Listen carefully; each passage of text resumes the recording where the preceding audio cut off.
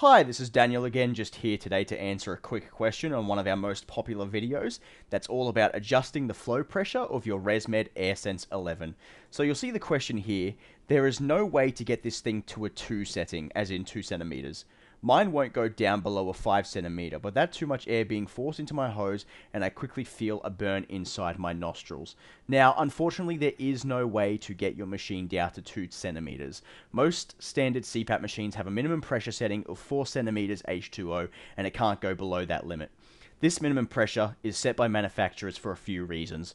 Reason number one is therapy effectiveness. A pressure lower than 4 centimeters is often insufficient to overcome airway resistance and effectively treat sleep apnea events for most adults. The second is comfort and breathing.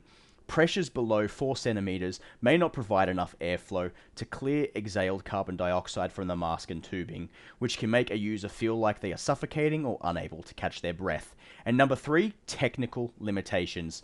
This level is generally considered the minimum required pressure to operate the machine's system effectively. So I hope that answers your question today. Thank you for commenting, and please, if you have another question for us, just leave it in the comments below on any of our videos, and hope to catch you soon and you get the night's rest that you deserve. See you later.